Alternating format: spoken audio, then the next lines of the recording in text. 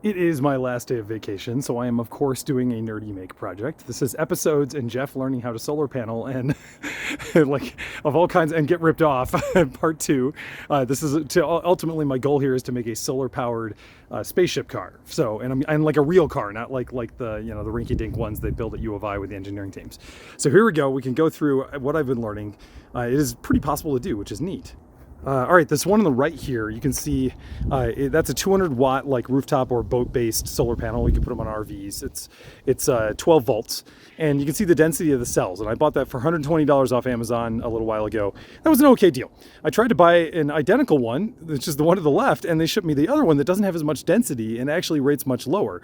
I later found out that both of these things have wiring that's not sufficient to carry the kind of current that they're supposed to put out. And so at best, the one on the right is pushing 150 watts. The one on the left gets 120. So that wasn't great. I felt kind of ripped off. But then I tried eBay and I learned what it is to really get ripped off. They shipped me this piece of shit. It looked like these. The posting was one of these, and they shipped me this. And so and then there's the trap of like shipping this thing back is pretty cost prohibitive. So they refunded me part of it. This thing's maybe a 50-watt panel. It's a piece of shit. It doesn't have any labeling on it. Never order anything off eBay like batteries or solar panels. It's a bad idea. Anyway, I've made up for this. Together, these guys could maybe pull in like 250, 300 watts on a typical day. It wasn't terrible, but I learned about if you do higher level voltage and you have a system that can handle that, that's better. And they make much larger rooftop panels.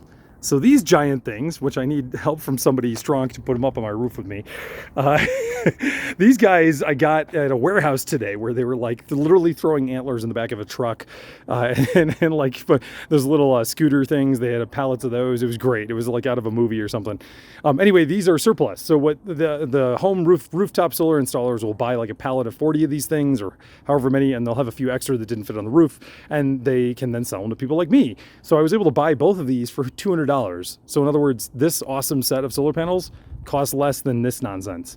Anyway, these are now running in serial, and they go into a line that'll actually come up and out of the house and falls to where the car plugs in.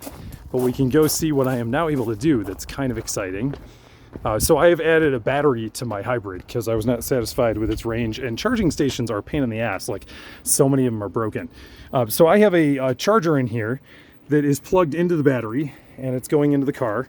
And right now I'm able to match the solar input with the output. It's close. We have a little bit of like a dash of shade at the moment, but they should be both at about 620 consistently. There it goes. And so it's able to keep up. The solar is able to keep up with the output into the car.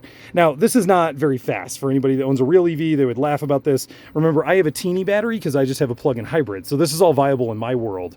It is probably a terrible idea for somebody who's got something like a Tesla because it would just take like a whole week or something to charge it. But anyway, if I want, I can charge at this speed and basically not pay for the electricity other than the cost of the panels. So had I done this the smart way in the beginning, I would have just paid the $200 for the rooftop solar and then the cost of the battery, and that would be everything. Anyway, the charger here actually, you can't really see it, but it's on the floor over there. It does variable output, and so I can actually crank it up to 1900 watts. So if this thing's full, I can have some input going and it putting out at the same time, and it will get a lot of the car. I can get like at least 50% of the car, maybe more depending on the speeds and sunlight and all that kind of stuff. So, but ultimately, this is allowing me to extend the range of the car because I'll have the door closed and this like wire sticks out of like a dweeb weirdo thing, but we don't get a lot of rain in Colorado, so it's actually okay. And so I can like park it and have it charging itself. And more and more I'm like seeing like places like Boulder are great. They have lots of charge stations, but there's so many other places where they're broken, where somebody like took a baseball bat to it, or just like places like Colorado Springs where there's just terrible coverage. Like this is allowing me charge independence of that, if I can carry some additional energy. And I even like it's most of the time just myself or one other person driving in this car. And so I might actually even add another battery in the other seat gutter there.